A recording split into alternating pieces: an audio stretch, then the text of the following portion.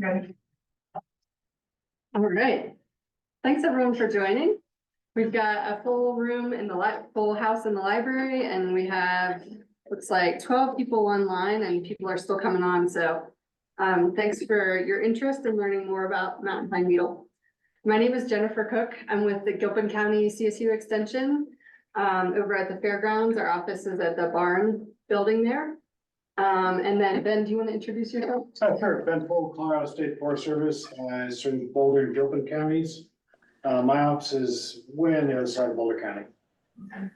Cool, thanks. So I'm gonna start out half the presentation, and then Ben will take over for the second half of the presentation just to mix things up. So let's go ahead and get started.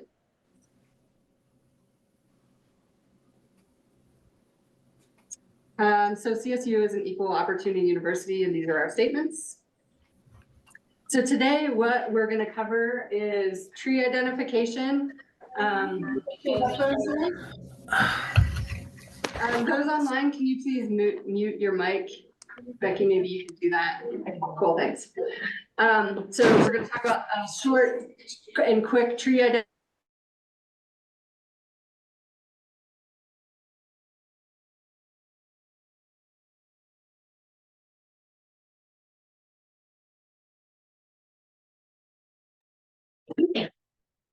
Sorry about that. People online, I just got muted. We'll talk about preventative options. We'll look at a map of where the mountain pine beetle hotspots are here in Gilpin County and the surrounding area. We'll talk quickly about the difference between the Ips beetle and mountain pine beetle. And then we'll finish up with kind of a big picture of what this means for forest health.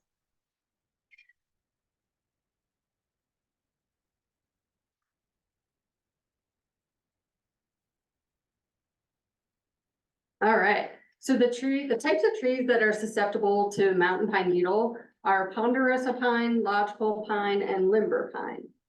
And the mountain pine beetle tend to like larger trees, so for whatever reason, they like the old, big, beautiful ponderosas. Those are what they're tending to choose to infest in this area with this wave of the mountain pine beetle, unfortunately. So lodgepole, ponderosa, and limber are those trees that you want to try and look for on your property and think about as we're talking through this presentation today. So for some quick IDs, tree ID tips, our pine beetles have needles that are in bundles, like you can see on the picture on the left. And I have some samples here and also some in the back. So if you look at each individual bundle, you can count the number of needles that are in that bundle, and that'll tell you what type of tree it is. And we'll talk specifically about the numbers and what that means. But then Doug firs and spruces have needles that are individual. So like the picture on the right, they're separate needles. So they're not in bundles at all. They're coming separately off the branch. So if you have trees that have these separate needles, they're not going to be impacted by the mountain pine beetle. So this one that I'm holding is a separate needle, and it's Douglas fir. So I'm just going to pass that around. There you go. Thanks. Okay. So we'll talk about a few, the lodgepole, the ponderosa, and the limber pine.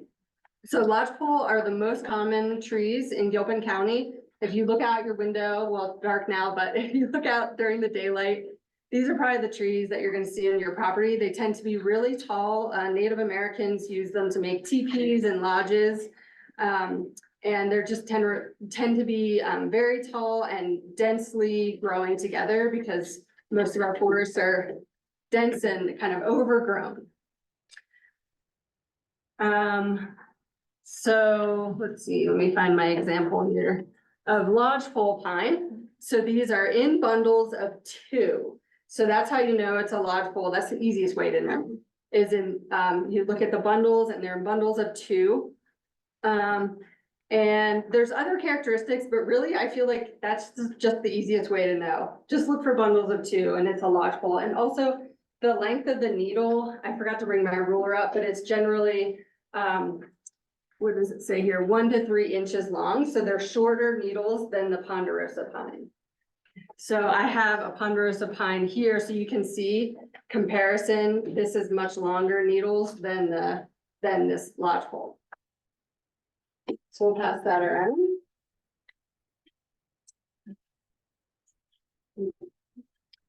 And then next, the ponderosa pine. So like I said, these needles are 3 to 7 inches long, so they're longer needles, and they kind of look tufted at the ends. And they also tend to grow in like more open space areas. They like drier, sunnier spots. If you like to use the sense of smell when you're identifying plants, this is fun. The ponderosa trunk kind of smells butterscotchy. They don't always smell that way, but they can. So that's kind of a fun way to just smell the tree and see if it smells butterscotchy. And also ponderosas tend to be like reddish orange. Their bark tends to be reddish orange and kind of platy and really thick bark. So those are other identification keys. The bundles are a little bit tricksy because they can be in bundles of 2 or 3.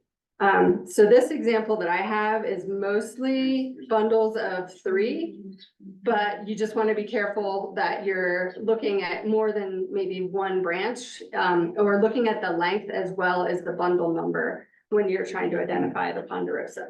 So I'll pass that one around as well. And then lastly, limber. I haven't really seen any limbers impacted by the mountain pine beetle yet, but not to say that they're not gonna hit them eventually. Limber pines their needles are in bundles of 5. And also the bark is very smooth and it's gray. So those are 2 easy ways. And also what I like to do is limber pine is very flexible. So you can literally like bend it. And that's another quick, easy way to say, yeah, that's a limber pine. So I'll pass that one around as well. My hands are getting sticky from this. Smells good too. Okay, so that was the quick overview of tree ID for the trees that are potentially impacted by mountain pine beetle. So now let's take a closer look at the mountain pine beetle itself. It's about the size of a grain of rice. And we have some samples up here that Ben's gonna pass around, and online you guys can see the picture there. So it's not very big, just the size of a grain of rice. It is interesting to note that this is a native beetle. So, you know, it's not necessarily an invasive beetle. It's here and it's kind of Mother Nature's way of thinning out our overgrown forests. So if you look at the big picture, that's a nice big picture, but I know it's difficult to accept when you're losing lots of trees on your property. So the life cycle is 1 year, although I have read there's evidence that because of global warming, they're starting to see like 2 life cycles within a year. I have no evidence that that's happening here, but that's what I'm reading. However, just for our demonstration today, I'm just going to talk about the life cycle as if it were a full year. So this pictograph shows the whole year life cycle. It starts from the beetles attacking a tree. They usually fly between July through September, with most of the beetles flying July through mid-August. So they're going to mass attack a tree. And then they'll bore into the tree and mate and lay their eggs. And then right now in January, over the winter, January, February, March, they're in the larva state. And then they pupate and turn into adults, and then bore out of the tree and fly again. So that's pretty much the whole life cycle within a year. So right now we're in the larva stage, and they're just hanging out in the tree, kind of using the tree's nutrients and water and really killing the tree. So a little bit more about the life cycle. So the beetles, they pair and mate once they bore into the tree. They bore these egg galleries, that you can see the vertical galleries there in the picture, just under the bark. So I have a sample here. So the bark of the tree And then under the bark, you can see the galleries being formed, so that they dig the vertical galleries, lay the egg, and then when the larva dig horizontally or bore horizontally away from the egg galleries and hang out there for the winter. And you can see the little white dots in this picture, that's the larva. Can pass that around to you. What's that? So it's a bark beetle, so there's many other bark beetles that attack other species and pines. But the mountain pine beetles, they're all distinct. So the mountain pine beetle, it's, if you're using this method, the one vertical is very distinct to mountain pine beetle. Because we'll talk about later, but there's other beetles that have different looking galleries. Yeah, and we'll talk about the difference between the ips and the pine beetle later. They have a sample back there too. Yep. But yeah, good point. Thank you.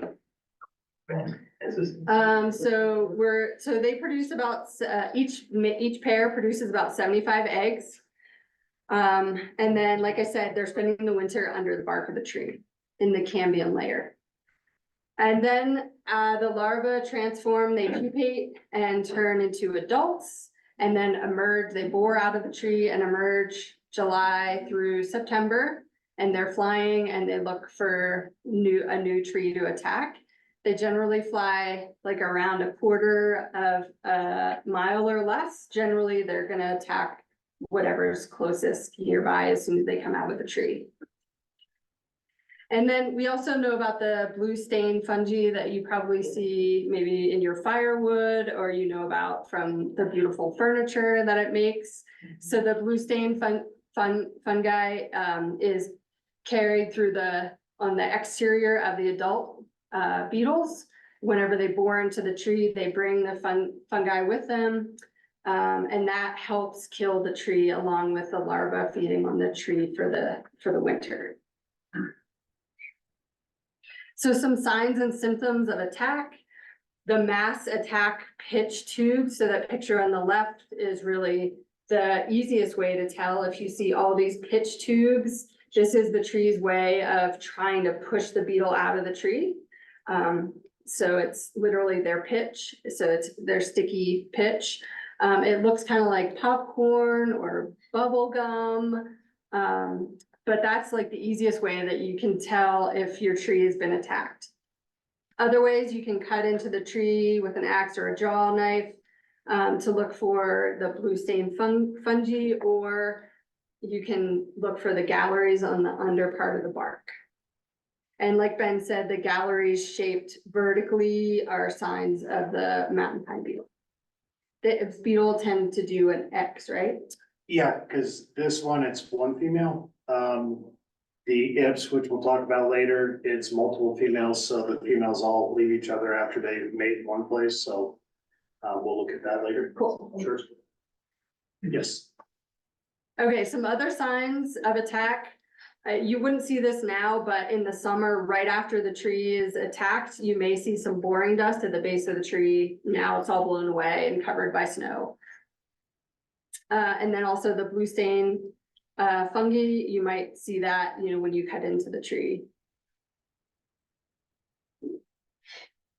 You may see woodpeckers trying to peck away at the tree.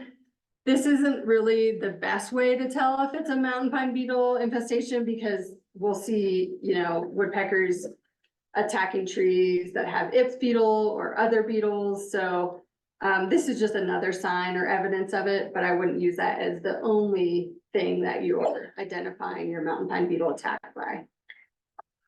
So once the beetles have infested the tree, nothing really practical can be done to save the tree, unfortunately. So pretty much while they're living in the tree over the winter, they're going to kill the tree.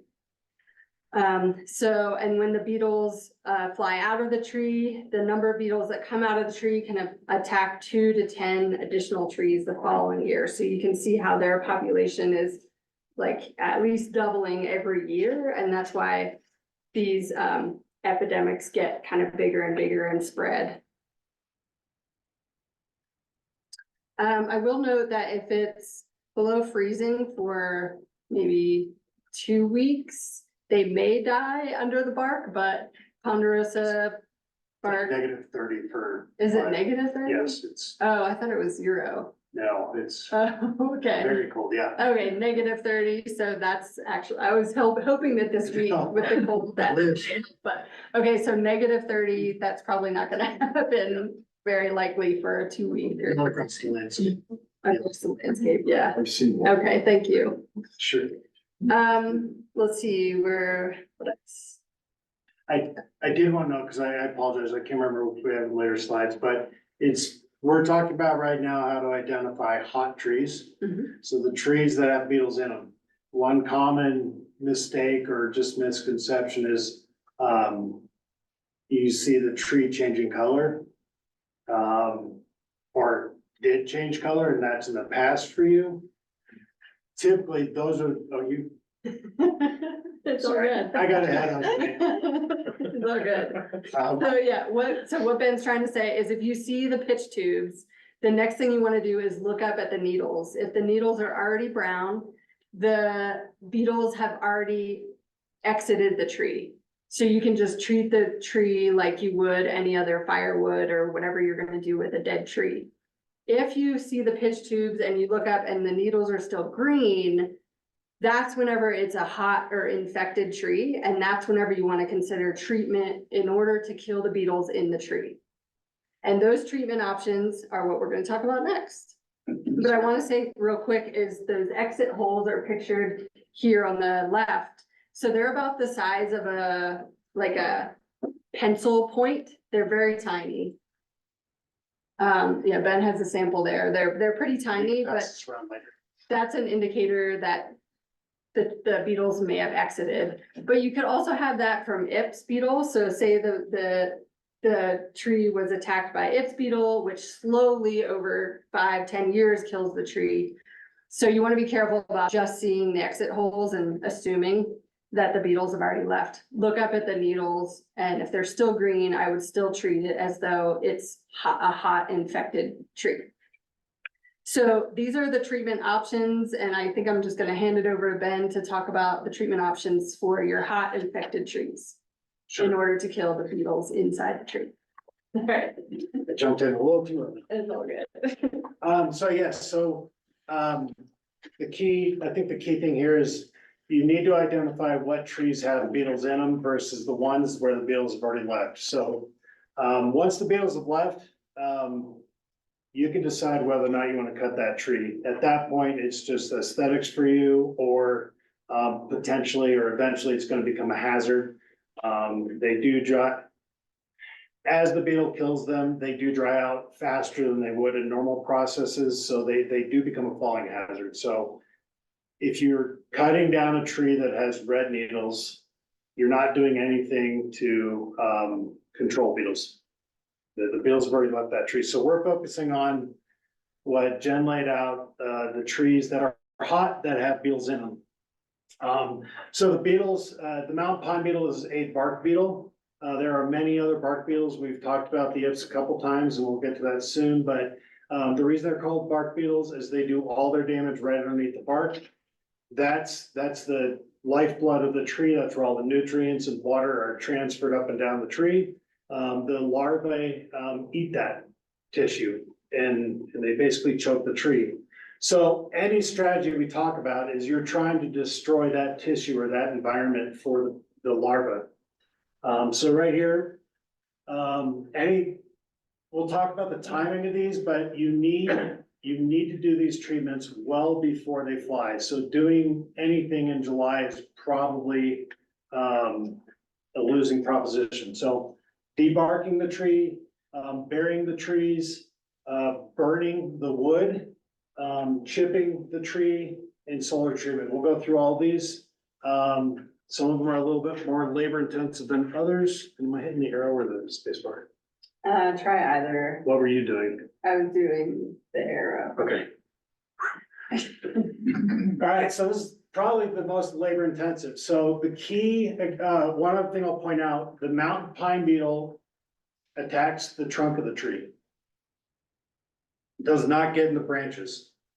So when you're trying to control mountain pine beetle, you are you really only need to treat the trunk of the tree. If beetle's different, it attacks the branches and the trunk.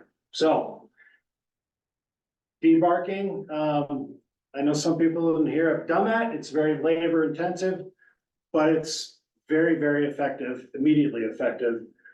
So you can use a draw knife. We got a picture there. If you want to get really messy, you can use a log wizard. It's an attachment for a chainsaw, but the key here is that you get all the way through the bark. So you're taking out that, these are thick bark trees. This is actually pretty thin for a ponderosa pine, mature one. So the key is that you're getting all the way down to the sapwood. And you can do that, you could do that all the way up until, the end of June, timing wise. One thing that has been tried, there's not a whole lot of science behind it, but it has been shown effective. I think Irene even did a study in the county here. Haven't you? Basically, instead of trying to take off all the bark, you are taking, I like to think of it as like taking a fork along the side of a cucumber. You are taking your chainsaw and running it down the length. So the lengthwise, you're running it down. And ultimately, what you're trying to do is put enough of those spores along the tree to facilitate drying of the tissue right underneath the bark. And of course, you don't want to stack them. You're trying to get the most exposure to sun and air as possible. And of course, burning. So this again, we're talking about hot trees. So you decide if you have the capability to burn enough of the wood to treat the whole trunk of the tree, and know that you're going to be burning green wood. So I think we'll get to it here soon, but timing of a lot of this matters. Now or 2 months ago was the best time to do anything we're talking about, or at least start. So it's okay. Now is still a good time. So if you found a hot tree in October, right after the beetles are done flying, that's the best time to go look. And you cut the tree down then, it probably would be good for firewood, later this winter or into the summer. Chipping and mulching, again, you're focusing on the bole of the tree, so you certainly, while you're chipping, you could chip branches, but the key for controlling mountain pine beetle is getting the trunk of the tree. Some of these trees are big, so you might be limited on chipper size. But Jen, your county? Oh, yeah. So, Gilpin County, the flash site, throughout the winter here, if you call them and make an appointment, you can drop off any trees that are infected. Just let them know that they're hot and they'll take them for free and mulch them for you. So that's an awesome resource we have here. Yeah, that's great. That doesn't happen everywhere. And I think this is the last one we have. Solar treatment. Don't start this in May. I think we got a chart back there and it says May, but you do not start this one in May. The idea here is you're cutting the trunk of the tree down, and you're trying to cook and dry out the tissue that the beetles live in. We have the packet in the back that explains all the process. Yeah. So there's a lot that goes into this. It can be effective. You are cutting the logs in shorter lengths. You're rotating them throughout this process. You're putting them in a sunny spot, and you have to do that for long enough to make sure that heating happens consistently enough to dry out all the tissue. I've seen this fail significantly more than succeed. Jen and I visited a site. It was like probably the only time I've ever seen it succeed. It was pretty fascinating. But it's very labor intensive and you got to stay on it because you're supposed to use clear plastic, 6 mil. So you don't want too thick. You want the clear so you can get the UV through. And it's plastic. So we're in the mountains. you have wind here, it's dry here, the plastic cracks, so the gentleman we had visited was just very diligent and sealed up holes in his plastic, so this can work. I would tell you, if you have the option to haul your logs to the slash site, do that, please. But if you're working on a remote hillside where you just can't get the logs out, this is a good option. You just have to stay on top of it. And that was the 2 successful times I've seen this happen right here. This is a visit we made, just above Central, yeah. So you can see buried dirt all around the edge. I haven't seen this, go ahead. That doesn't look like a single layer. Yeah, yes, so he was diligent and rotated and seeing as how this is the first time I've ever seen, there's no holes in the plastic, so a lot of times animals, rocks, twigs will poke holes. This is the first time I've walked up on the plastic looking immaculate and I was kind of scared to open it. But we opened it and there were hundreds of beetles just that had left the log because they had finished their life cycle too early and then cooked. But they were all dead when we opened it. Okay, so we've talked about what to do if you have mountain pine beetle. So if you go home and take away anything tonight, first you gotta identify trees, and then you gotta take the correct treatments sooner than later. Okay, so how do you prevent it? We're gonna talk real quickly about the more short-term preventative measures. Because the long-term, this is a long-term, we have epidemics of mountain pine beetle, particularly in ponderosa pine, which is what we're seeing here. Versus the last epidemic a decade ago, the beetles, the epidemic were primarily in lodgepole pine. So we see about every 10 years on the Front Range of mountain pine beetle epidemic in ponderosa pine. It's been about 10 years and here we are. What leads to forests being susceptible? Drought, warm winters, severe wind throws, so long-term effects on our forests. Fire suppression, especially in ponderosa pine, which have led to more denser forests than the forests are able to naturally, let me try it. Like recycle. Yeah, so we'll get into that. And then along with being dense, Jen mentioned earlier that these beetles really like going after the bigger trees. They like 6 and above, but really for them to sustain their population, they need 10 inches or more in diameter. So, you know, about this big or larger is what they really want. And as we've kept fire out of these ecosystems, not only do we have more trees, but a lot of these trees are aging. And this is a process to nature's process of cleaning up the forest. So I've kind of already talked about this.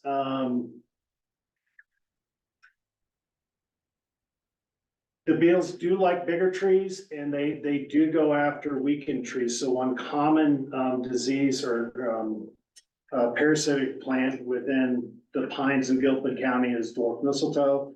If you have questions about that, we can talk about that more later. There are natural controls. There's a list of them, woodpeckers. There's beetles that go after them, extreme cold. That doesn't happen here. So, you know, they get an outbreak when these natural controls can't keep them in check. So the one short-term preventative option is spraying. It's kind of hard to see, but you have a person down here, a tree that's somewhat, 40 feet tall. It's very effective. There's a list of insecticides that work and that are approved for this. It needs to be done every year. You need to get a certified and licensed applicator. Once a year. So this spray works against bark beetles. So mountain pine beetle flies in July to September. You can do this spray for that beetle anytime before that period. this also does work for Ips beetles. Their cycle starts in April or May. So if you're going to get this done, you can spray in April or May, prevent other beetles from attacking your tree, and it is effective through the one season, the one summer. The cons, 10 years ago, it was about $20 a tree. Like everything else in this world, that's probably gone up quite a bit. I haven't seen any recent estimates. And it is broad spectrum, so when it is being sprayed, it affects every other invertebrate out there. It does get into the soil, so if you live near a water body, you don't want to do this. Do you have a question? Okay. So, very effective, not meant to be done on every tree on your property. Pick the most high value trees, the ones you would not want to lose. We kept the slide in here because we get questions about it and some people like to promote it, but there's no study that shows that tree injections work for mountain pine beetle and pines in the mountains. My friend does this for the trees that grow in, the communities down outside the mountains. This is a good treatment for other beetles and other trees, but not for us. So, it hasn't been shown to be effective, but we wanted to at least bring it up, so if there are questions, we can answer them. The other short term is pheromones, particularly verbenone is the name of the pheromone. How many people in here did that this year? Okay, so we're gonna talk about that. It's a pheromone. It's our attempt as humans to try to mimic what the beetles do. So this is a pheromone that is their way of communicating to each other that the hotel's full, go find a hotel somewhere else. This is the main bullet. So it works best at low population, low infestation levels. I don't think we're in that scenario. Needs to be done annually. For a landscape treatment, it is still relatively cheap. The upside, it doesn't affect anything outside of your wallet. It's not going to hurt anything versus the insecticide, the tree spray does have other consequences. So. All right, so we kept in some maps. This is just a snapshot of the state. Every summer, the US Forest Service with some help from our staff, they fly the mountains and identify where different outbreaks are. You can see the little orange splotches across the landscape. That is mountain pine beetle. Just for reference, aspens over here, longmonths at the top of the screen. So we're right here. This is the I-70 corridor. It's a tool to be used, not necessarily for you to understand if you have beetles in your backyard, but it is a tool for you and your community to understand generally where mountain pine beetle is in Gilpin County. Yeah. So what I don't want you to do is looking at this map, and this map's actually a year old because I don't have the data from what was flown in the summer of 2023. What I don't want you doing is saying, oh, I don't see a dot near my house. I'm good. Get outside your door and go look at your trees. What it can do is say, hey, I don't live in Missouri Lakes. I live in northern Gilpin County. Has it been seen anywhere near me? That's where the utility of this tool is for you. Do we have the link at the end? For the map? Okay. If you want to look at the map, it's on the State Forest Service website. It's a couple clicks from the homepage, and you can peruse all the data we have across the state and read more about mountain pine beetle and get the, pretty soon here, you'll get the more up-to-date maps. But, yeah, you can see this is a year old, sorry, but, all these splotches started out as one tree. And this data was taken 2 years after it started. And if you've been in Black Hawk, Idaho Springs, those one tree pockets turned into 20 tree pockets. And then a picture looking northwest. Yeah, the tall building is Ameristar. So you can see the brown trees behind Ameristar kind of moving up. It's a little hard at this level, but it's, you can see there, 2 or 3 years ago, there's 1 or 2 trees on this hillside now. If you look closely, there's mountain pine beetle all the way up, or halfway up Doherty Hill Road, right? Yeah, pretty much. I have one question. Sure. I live up Dory Hill Road Mhm. and I've been seeing that getting worse and worse.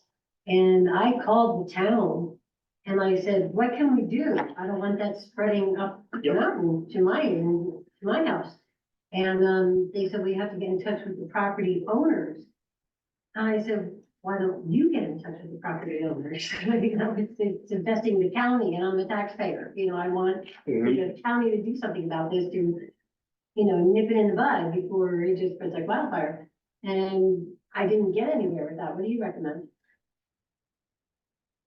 Because of Veristar people, we're talking about casinos owned by conglomerates with main offices and, who calls MGM and tell them, take care of your beetle infestations on Dory Hill Road?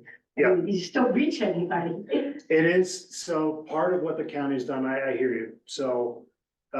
As far as I understand, Gilpin and even any of the municipalities, they do not have control ordinance for these types of pests. So there's nothing in place to say you have to take it. I'm pretty sure that's, okay. So outside of that, there's nothing to enforce on that end. So one thing the county is doing is trying to get the education out there, and let people know what they can do, what to look for. So yes, unfortunately it is, go talk to your neighbor, and figure out what to do. So, okay. On the Blackhawk, they're just finishing an update to the CWPP. They're in final stages. And then it'll be presented to the Blackhawk Council. Mhm. And I think that would be a time to, make these appeals for better mitigation. Because there's a big risk for fire to come through in town. Great point, yes. Yeah. So that's more long-term planning and more county planning level. Which we're actually gonna get into the long-term. So thus far I've talked about short-term, preventative.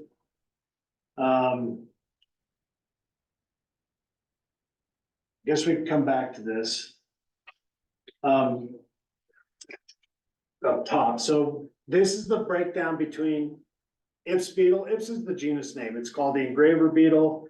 We have this all over the place. We've got a block of wood in the back. The key thing that we're trying to point out here is the galleries look different. If you can't see this well, after we're done talking, we can look at them. The gallery here, if you can see it, the dark lines you see are the females, where the damage they've done. Versus the mountain pine beetle, their gallery goes straight up. The other big difference between the two, is that Ips is the genus, but really the name of that beetle is the engraver beetle. That's because they actually, when they make their gallery, they eat into the wood.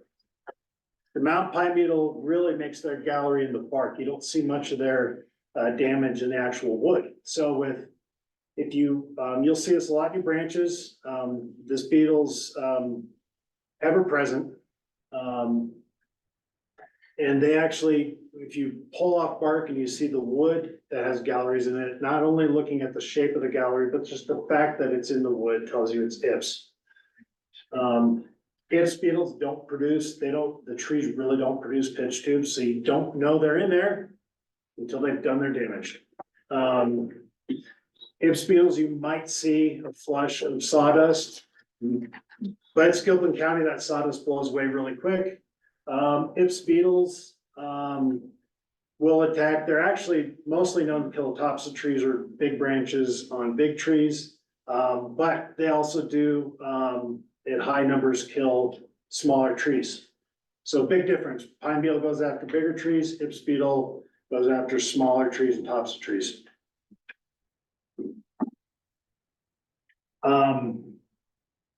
And really, I think we've got one of the samples, I couldn't find it earlier. If you're seeing woodpecker holes in your tree, more than likely, and you see a bunch of bark on the ground at the base of the tree, look up, more than likely, you're gonna see the bark and you're gonna see that engraving in the wood. That's typically going to be Ips beetle, and at that point, they've already left. So that tree you can cut down for firewood. So it's really hard to get ahead of Ips. Do we have in the later slide? Ips beetles are very, very attracted to freshly cut wood.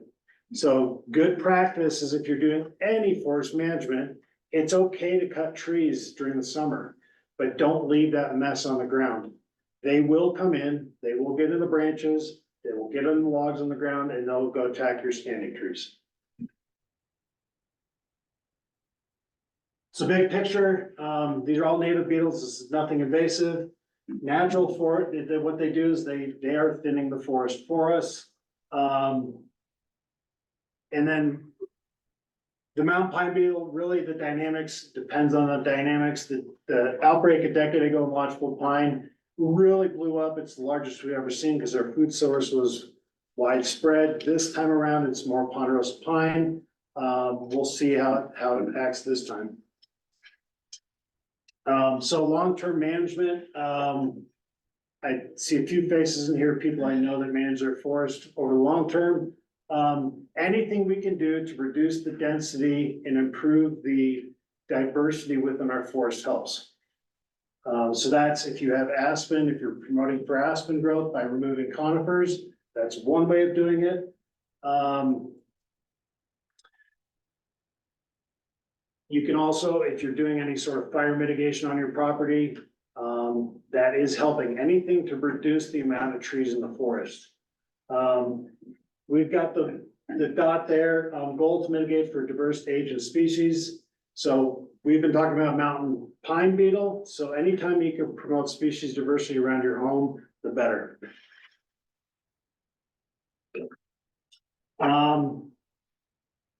Last time we gave this talk a year ago, a lot of questions were asked about what to do with the wood. So Jennifer already talked about the counties. Go ahead. I just had a question about the Ips beetle. Yeah, Do they, how long do they stay in the tree? Do Yeah. they stay more than one season or? no. Well, They fly like the, so the Ips beetle, the question is do Ips beetles, how long do they stay in the tree? Do they stay over one season? So they right now, they are just like the mountain pine beetle. The trees they're in larval state right now, hibernating through the winter. The difference is in the spring, depending on the elevation and the weather, they can start emerging from trees in April. And they can have 2 to 3 life cycles throughout the year. Meaning they could wake up from a tree and exit that tree in April, go mass attack another tree, kill that tree, make enough offspring to go attack another tree all in 1 year. And usually you see little pockets of mortality from these beetles. I heard last year that the mountain pine could also have 1 week flight per year. It can.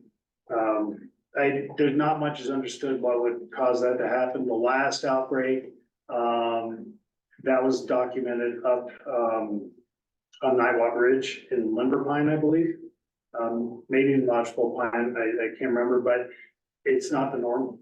And very well could be, but it's not the norm. Do you see brown needles with the dead trees from the Ips as well? Yes, you actually see it very quickly.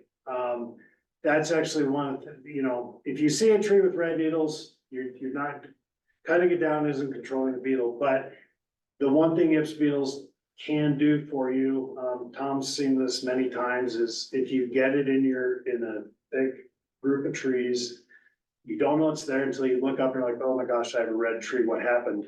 But they're usually right in and around that area. When they do kill a tree, they go in mass and then the tree dries out very quickly. Right now, the larvae are not in those dead trees you just described.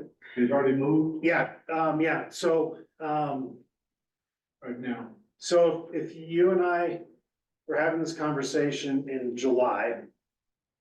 Or, sorry, let's just say September. And we were walking your forest and we saw a tree with red needles or yellow needles. The beetles have already left that tree, right? So right now, the trees that have red needles, the beetles are long gone from there.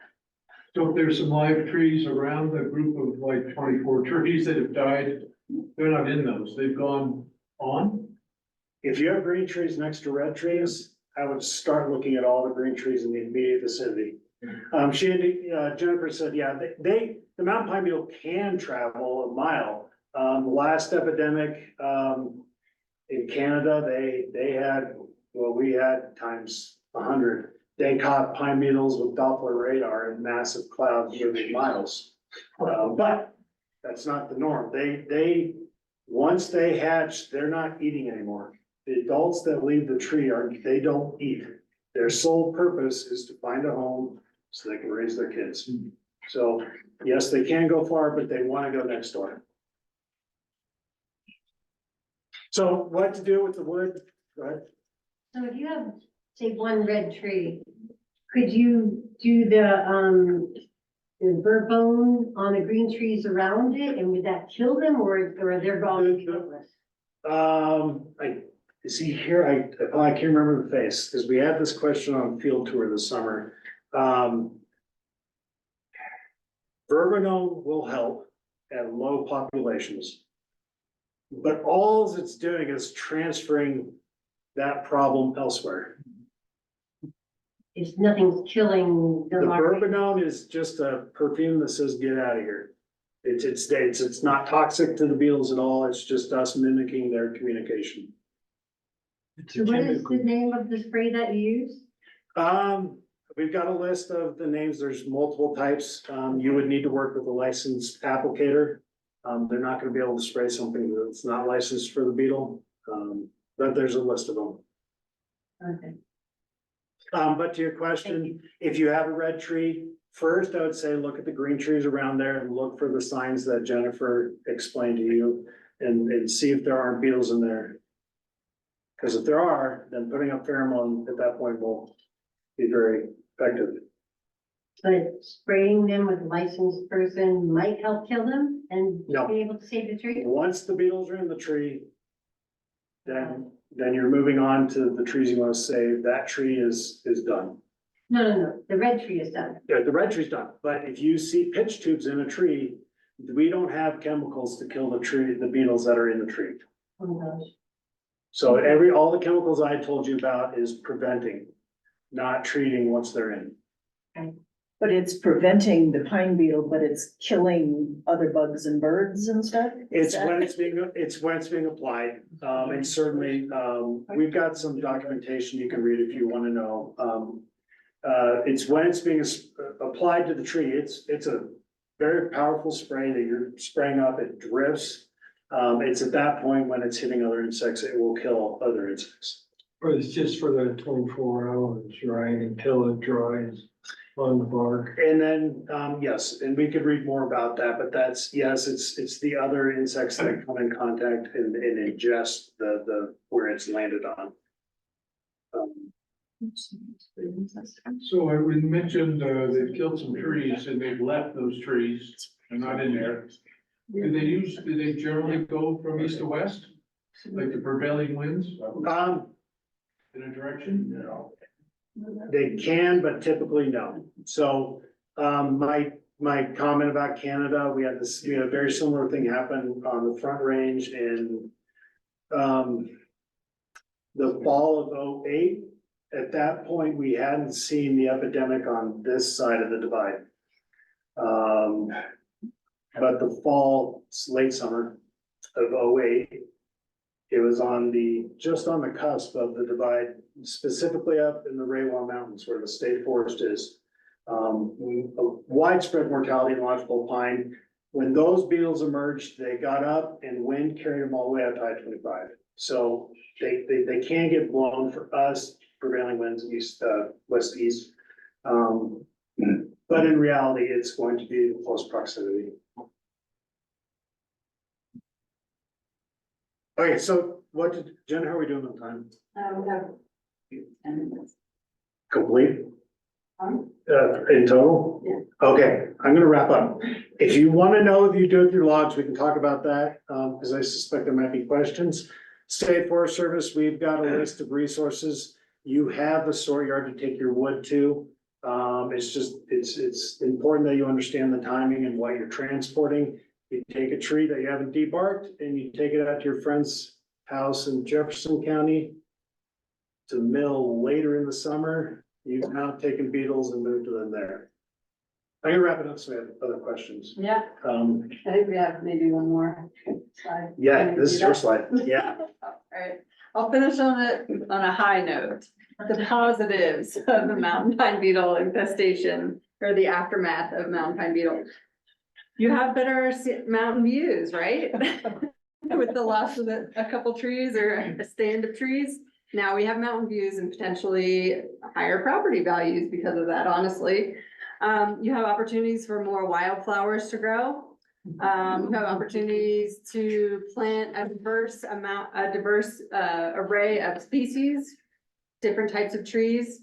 And then finally, once the canopy opens up from pines, you'll usually see more aspens growing because they're kind of like a primary species that dies off once they become shaded by the pines. So once that canopy opens, you'll have some more aspens, which are nice.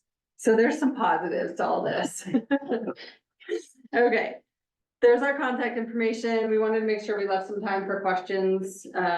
So feel free to ask us questions, folks online. You can unmute and speak your question, or you can type it in and Becky can tell us what it says. But just so you guys all know, you can contact me and or Ben, and we're happy to help you with, field visits to your property, help you work through whatever questions you have about how to manage infestations on your property. So we're here to help. Question? Me? Yes.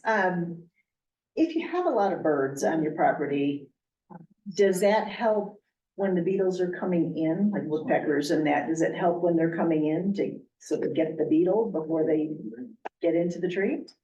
I don't know. I mean, I know the woodpeckers probably kill some of the eggs and larvae when they're in the tree, but I don't know. Do you I'm know just if they saying really- before they get into the tree. That's the one slide we had, we kind of went through it quick. That is the natural control. When they're at low levels, so Okay. I don't know where you're at in Gilpin County. I'm assuming you're Gilpin Right County. there, right, not too far. So no, Sheriff's Department. not right now, not right now. That would be a natural control, in non-epidemic times. Okay. We're still in the upswing, so. Bad Yeah. birds. We have lots of fat birds, because we feed them. Question.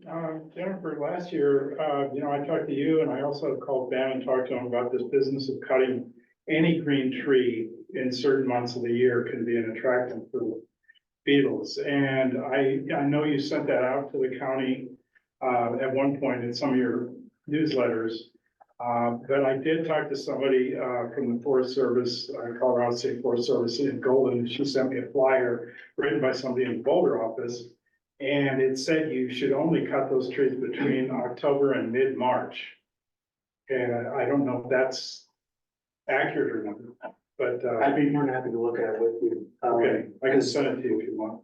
Yeah, that's fine. But the thing is, I mean, I think if people shouldn't be cutting late into the spring or into the early summer, if you could send that out again to people, because I think people are just going crazy cutting whatever trees they see and they're not paying attention to attracting beetles.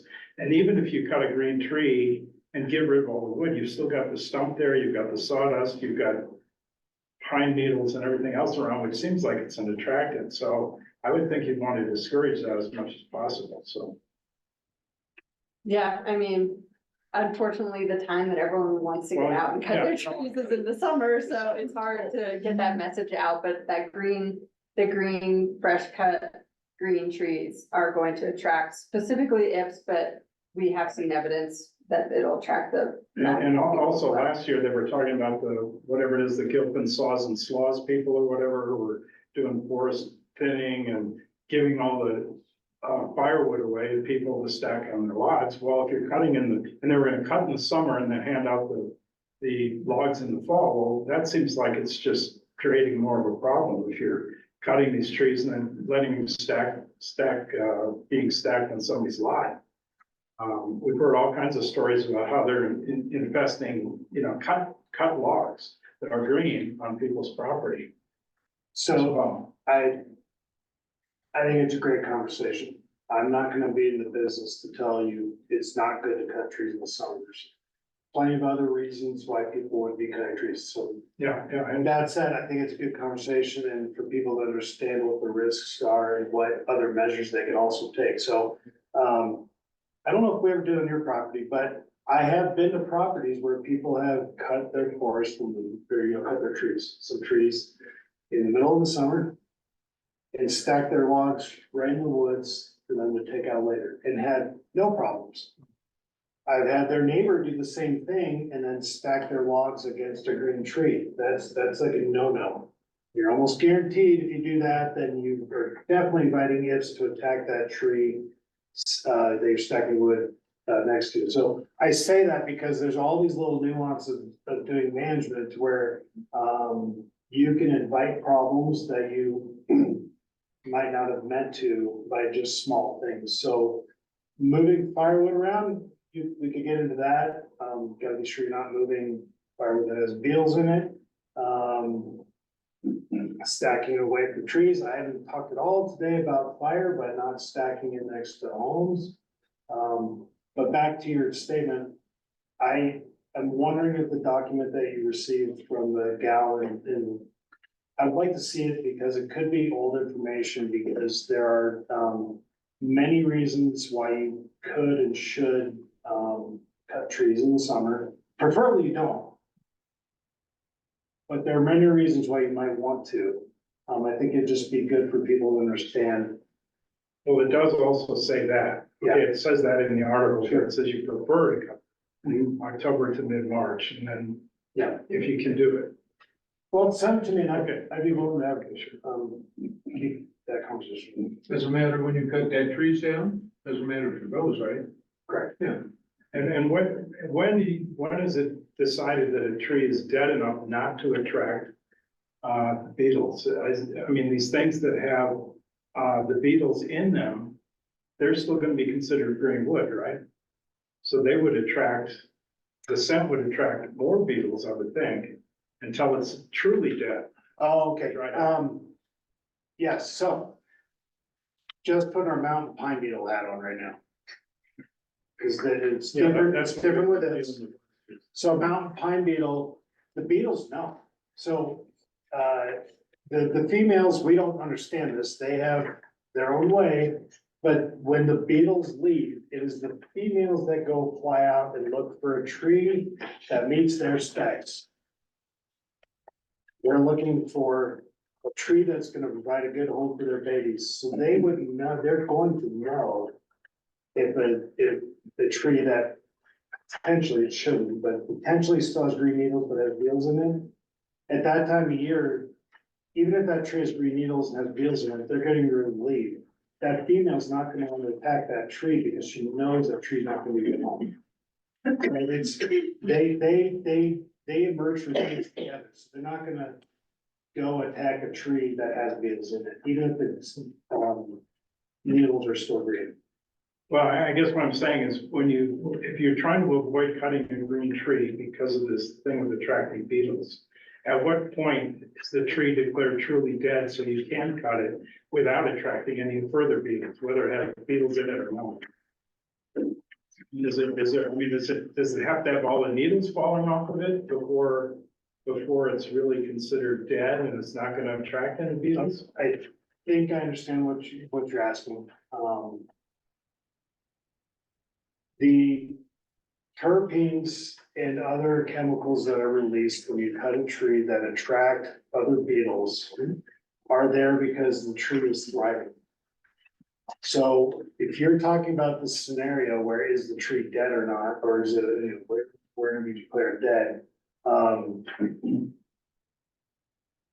If we're talking the middle of the summer, and it's has beetles in it, that tree's long since lost its ability to really produce chemicals that it would, like a fresh fruit tree with no beetles. Okay, so it would be okay to cut those in the middle of the summer without attracting any further beetles. If it's either got pitch tubes or it's got brown beetles or whatever.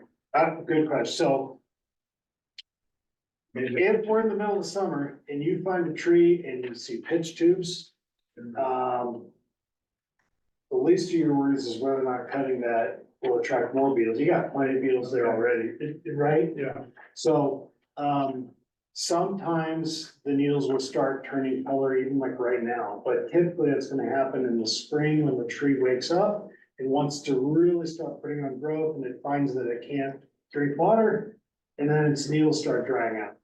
So, but you can even have times where the tree doesn't change color until June. So, if the tree's got brown needles, it's long since lost its ability to produce terpenes. I have a question from online. Someone asked, are ponderosa pines able to naturally kill off any mountain pine beetle attack through the pitch tube process of trying to excrete them? Or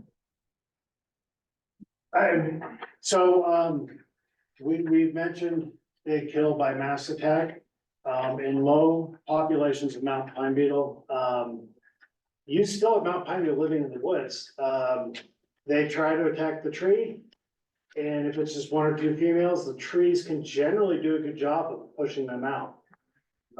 So yeah, the trees do have the ability to do that. Where they lose the battle is when they get mass attacked. When there's too many females attacking a tree, the tree, it's a passive defense system.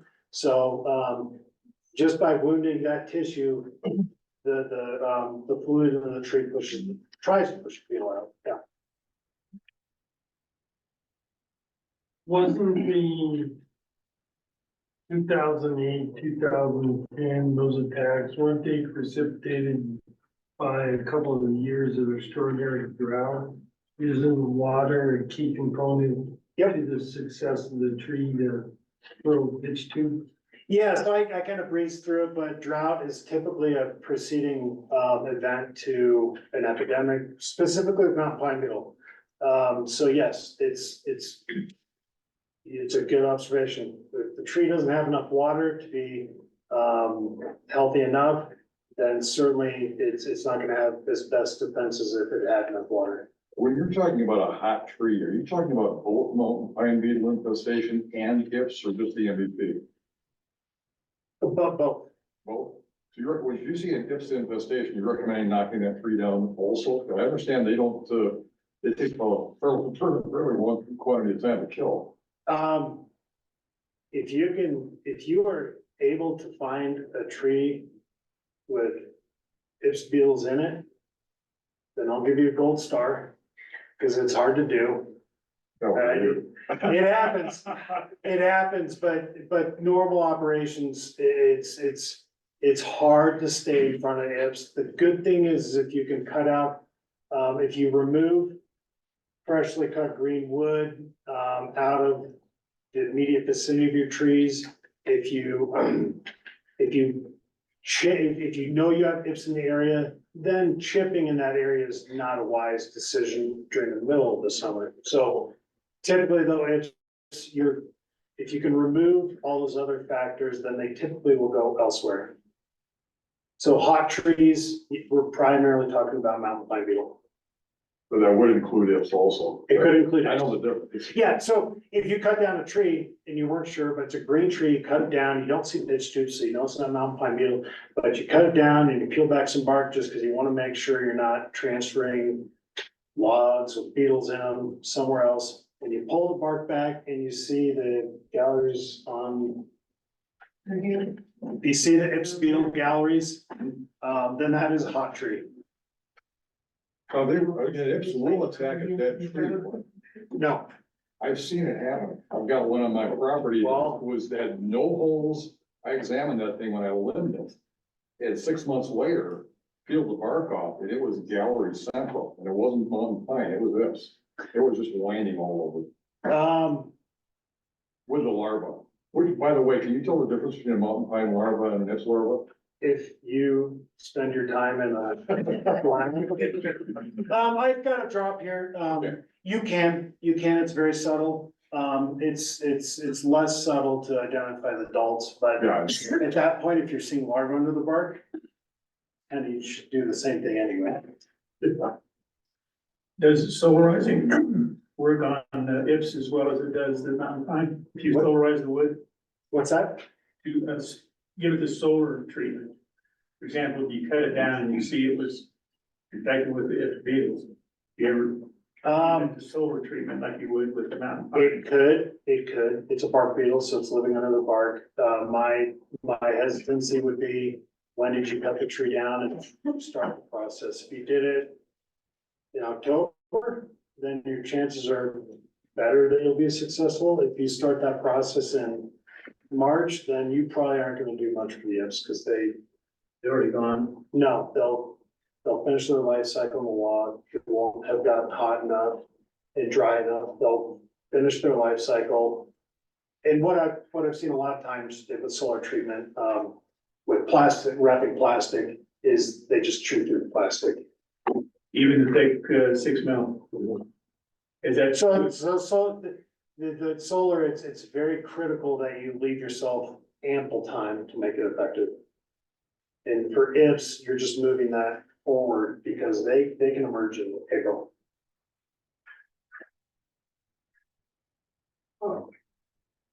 I have two things. One is a comment. As I've gone camping around and hiking and stuff, I've seen stacks of wood that they said the forest, has come down and chopped them down because they had, they weren't covered in plastic, they weren't burning them, they were just letting them sit there. They said that through time it gets rid of the bugs, but they're just going on to another place, I guess, huh? I don't know what they said. Just don't burn those sacks of wood because they've got beetles in them, and I've seen it in different, national forests, campgrounds, state forests, hiking trails and things. They just say leave those sacks of wood alone. We cut them down because of beetles and they don't have them covered or anything. Beetle? I don't know. Okay, and the second thing is, you said that you're on the far side of Boulder. Now, there is a state forest service at mile marker 5 on Route 46. There's the state park. It's, state park. It's not a state forest service also. But that's okay. Our office is there, but we're here all the Because time. I was concerned, especially with, the forest. As you're going up mountain from Ameristar, it's doubling easily. I've only been here since 2019. There was some there, and now there's a lot there, and now it's spreading up mountain, and there's a lot there. There's a little gulch there, but it's getting towards that gulch now. And I'm concerned on if I get this presented to the council on the docket, is there a way I can get you or someone from the Colorado State Forest Service to dovetail my meeting? The answer is we certainly could be available. That's what I was saying, on mile marker 5, you're only 5 miles away from the Yeah, start, but we aren't, but you're on the other we can side of drive. Boulder. Yeah, I guess that's maybe a common question for you is when in 2019 or 20? I'd like to get a control ordinance, even if we're the first town to ever do it in the state of Colorado. I like being a hawker. I have a paralegal background, I like to be a pretty damn good hawker in Well, let's- 10 years. Let's talk after, because I would want to know what's presenting. I don't know what the turnover is, to be honest, but I those just were- want somebody to shadow me, so that I'm not just blowing wind. I'm speaking well, let's talk that after. this is, paramount. major concern in our community. Are you interested? We do, right? No, it's not specifically. Yeah, for both of you, you know, you didn't say very much about the effectiveness of Berbernone. Oh, yes. Last year, and, you know, we spent a fortune in Missouri Lakes on that last year, and I think it was very effective, but again, I don't know how to evaluate it. Maybe it's too early to evaluate what we did last year, and I'd really like to get some recommendations for what we should do, because last year, you had the meeting in January here like this, and then suddenly you were asking for orders to come in about 5 days later, and people had no time to get out and evaluate what they needed in terms of it. So, you know, we did order some the government company itself, but we got much better from you. And so we need to know, are you gonna do that again this year? And what is your recommendation? So it's effective, or you're just gonna skip it? Or like you said, it was it's too much of an epidemic. We didn't see any infestation. So there were some dead trees, I think those were infested before, so. So the Berbernone, we're not gonna do it through the CSU office. We'll order directly through the Colorado State Forest office, but I'll still send out the information. You'll just order directly from them. They'll mail it to you this year, if that's just gonna be easier. As far as the efficacy of it, like Ben said, once the populations are high and epidemic levels, it's not as effective. We saw some trees in the Missouri Lakes neighborhood that have had the pouches on them and were still attacked this summer. Okay. We also saw some trees that the pouches kept them from being attacked. So it's really up to your individual preference, your individual wallet on how much you want to try and spend on those. It's not a guarantee, but it may or may not help. Okay, so all you I don't can have any say. solid evidence that it helped one way or the other. It may have helped in some cases. and not That's right. others. But you're not gonna do it through Gilpin County. Did you say you? Right, ordered so I'll through the still send Forest out the Service? information of how you can order it, but it'll be an order directly through the Forest Service. It'll be through our state office. The state office, but will that be a time scale similar to last year, like middle of February? Because that's really so early, you can't get out in the snow until it's ready. So we may be better off just to order directly from the company. The cost was more, but at least they took care of the customs from Canada and the shipping costs and all the rest. I mean, but, Maybe, yeah. I mean, yours was cheaper, but we could order it in mid-May and still get it in time, so. Yeah. Okay, so I'm gonna wrap it up. We can stick around for questions. Folks online can email us and we'll, answer your individual questions. We're gonna email folks online an evaluation. We'd appreciate it if you fill it out. Folks that are here, we have candy in the back as an incentive to hand in your evaluation before you leave. Thank you, everyone, for coming. Stay warm.